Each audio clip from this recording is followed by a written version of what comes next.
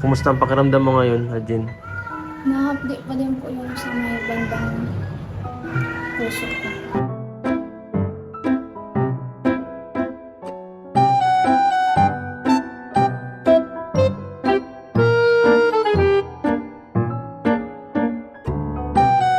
Ano nangyari nung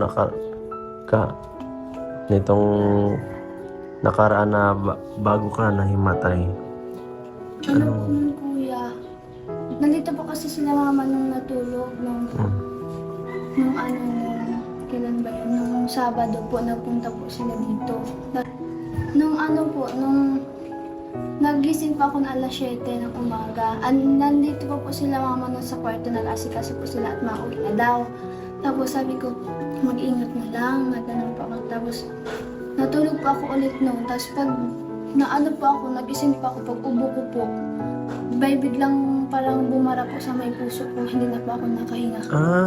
So hindi lang yun tungkol sa asma? Opo. Kasi kung asma parang hindi naman ganun siguro katagal yun sa iyo. So... Tapos doon na po, nahirapan na po ako huminga.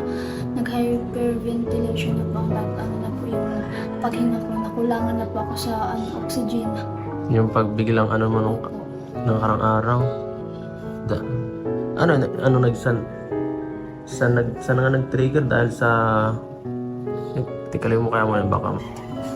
Saan yan? Nung biglang paghinga mo, bigla kang hindi parang may bumara. Bigla na pa akong nagninikip na po yung dibdib ko. Tas sobrang hapdi po, kuya. Yung parang yung parang sugat na nilagyan ng alcohol bigla. Ganun po yung sobrang hindi tungkol sa asthma yung nangyari, no? Hindi. So, anong ginawa mo nung ganun? Parang naghiga ka na lang, nanigas ka na lang. Opo. Nag-check po ako nung kay Carla kasi akala ko po kasi nawala na siya. Nag-alis na po at may event baga po nun si kayo. May event po nun kayo. Tapos nag-chat pa ako na saan. Si Atros ang palam po is nasa Tarong yun at nag-uwi po nun sa Tarong ay. Tapos nagsisigaw na po ako at baka ako may makarinig sa labas sa akin. Tapos ang iniisip ko baka dito sa baba, baka walang makapasok din. So, ay paano ka nung nakita ka nilang anong unang ginawa nila sa'yo para matulungan ka? Tinutok po sa akin ng electric fan, tapos yung fan po ni Carla is nagliligo po nun si Carla pala ay bilis-bilis po siyang nagpunta sa akin. Tinawag po siya na atarosan ay. Akala ba niya yung parang okay, mabilis na mawawala na parang pinakalma po nila ako. Pero hindi, na sobrang na pala. Alam na pansin na nila na parang delikado, parang medyo hindi na ito normal nung nakaraan kasi nagtawag na sa akin Alam mo po ni Carla na hindi na yung normal at nung dati po ay ganun din po nangyari sa akin. Siya po yung po sa akin, siya po yung natawagan ko noon. So, pagkatapos nun, bakit hindi ka nagtawag sa mga ibang ako lang yung nakakontak ba o Hindi ko po alam kila Carla kung... Bakit, saka, nung nakarabait, hindi agad kayo di ba, mas malapit ko kung kayo na lang kasi nakakatakot kung ako pang hintayin nyo naman tagal-tagal ko pa. Hindi ko po alam sa kanila, sila na po yung sa akin, hindi na po ako nakakasalita. Yun nga Sa kasi po, na sobrang... Hindi mo na rin kaya magsalita talaga nun? Hindi po, naninigas na daw po ako sa nila Carla. Hindi mo na ba ramdam mo yung nangyayari? Hindi mo na alam? Hindi na.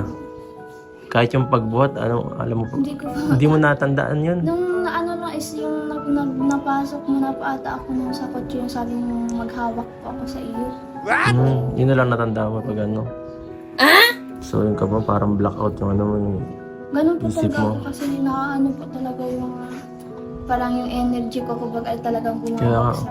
kahit kami natakot kami nung una nakita yung yung nangyayari kasi unang beses kita nakita nagkaganon. Nung sa ospital naman hindi ka naman ganon kasi syempre nung nandun sila papa mo sila nakakasaksi ng mga nangyayari. Ito talaga on the spot talagang live talaga, live. Alam ko, ako talaga nakasaksi. Kahit ako natataranta na ako nung nagtawag sa akin, si Rosan. Sabi ko, hala, ano nangyayari kay Arjen? Parang napapano na to. Sabi ko nga pa, na ako din, ako ospital kasi kailangan ko po ng oxygen. Mm. Nandun po, yung pagbibigas ko is mabagal. Tapos pag nabigas Hindi mo na ka masakit na. na ano na po, parang Nakirot. nahapdi na po sa ano ko puso. Parang pag nabigas pa ako ng Nasikip. salita, nasikip na po. Tapos nagang iyak na po ako kasi di ko po talaga kaya. Nakakapit na po kay Carla. Parang yung kapit ko ay sobrang higpit po. Baga kasi yung kamay ko ay sa kanya po na umaano ay parang super ano na higpit na po ng hawak ko. Grabe. Grabe, pinagtulungan-tulungan ka na namin nung dalahin doon kung naano. Kasi yun nga, hindi mo na kaya sarili mo ano yun eh. Tapos nung naando naman, si Carla na nagbantay mo kasi si mama mo naman wala, no? Wala. Ang layo. Ang layo po kasi baga ng Kasi parang- sabi pa nga ni ano, kakaalis pa lang, di ba? Opo, kakaalis pa lang po nun. Tsaka po wala naman po yung cellphone si mama. Naano po kasi ako at baka mahuli po ganyan. Eh, ipahinga mo na muna yan siguro kasi mas maigi na yung mas nasa kondisyon ka bago ka magano kasi mamaya dun ka pa atakihin sa ano eh, sa school, mas mahirap na. Maging ano yung sa pag-aaral mo pero unahin muna sa kalusugan mo, masyado ka kasing inaano mo rin ang sarili mo, pinapagod. Yun lang ang pansin ko saka para napaparusahan mo din ang sarili mo sa lahat ng ano mo, hindi ka nakain, maayos. Minsan pa sobrang ka sa pag-ano. Yan nga, isip-isip ka ng isip. Saka lahat kaya gawa na rin siguro ng sama-samang ganyan kaya nagkakaganyan ka. Sabi po ng doktor, baka daw po anxiety. Tapos depression po. Yun din naisip ko kasi merong minsan Siguro po sa emotion daw kaya din kaya din po ako siguro nahirapan. So may ganyan talaga. Nagtatanong nga po sa doktor kung ano daw po yung nangyari yung bago pa ako na gano'n, yung nangyari po yung gano'n. Sabi ko, nagising pa lang naman, nagpagising ko po nun, pag-ubo ko yun lang. Hadaw, hindi ka ba natuwa, gano'n, or ano, malungkot ka ba, o nag-iyak ka ba, ano yung bago yung nangyari. Sabi ko, hindi naman po. Talagang biglaan, talagang unexpected talaga. Nabigla nga din po sila mama at sabi nila ay pag alis ko pa lang dyan, okay ka, bakit? Pag uwi ka dito ay ganyan na yung sa iyo nangyari. Okay. So, ayan po.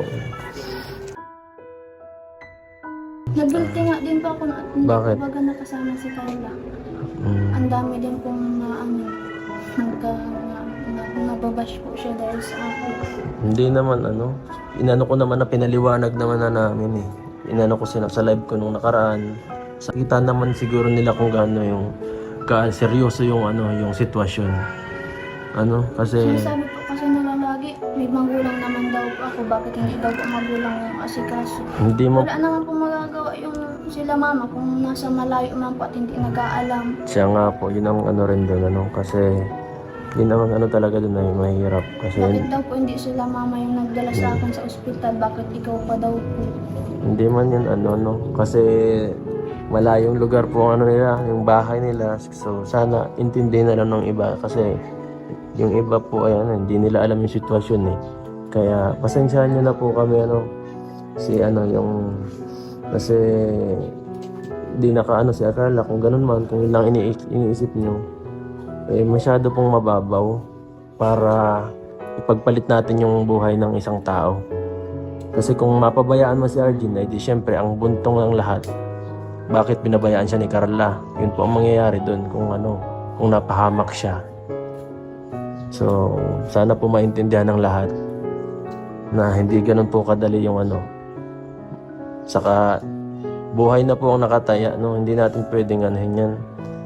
Baliwalain kay Arjen. Kung wala din talaga sila siguro, baka kung wala sila talaga dito sa bahay, baka kung ano na nangyari sa'yo. Kala ko nga po at nag-alis na sila kasi sabi ko nung gabi, Yun nga. sabi po yung si Carla na may palunsyon, may daw po kayo sa SM. Yun nga ay, buti na lang talaga nandito pa sila si si Rosa may pasok. Nagbabalak nga po ako nung manood sa inyo, sabi ko at pagkatapos ng exam mapunta pa ako doon.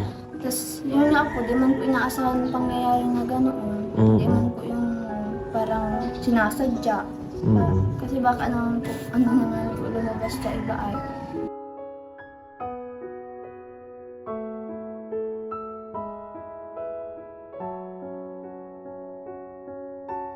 Sa bundok po. Sa April 7 din. Ayaw. Sabihin sa lahat ng lahat ng tumutong sa iyo, Arjin. Yan, sila Carla, yung mga sponsor.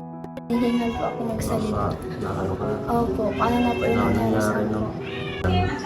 Then doon po sa nag-expect na pupunta po si Carla or dadalo po doon sa ng Velvet Box. Pasensya na po sa inyo dahil hindi po naka-attend si Carla nang dahil po sa akin. Sana po maintindihan niyo po yung reason din po kung bakit din po hindi naka-attend si Carla. Yun lang po. Thank you po sa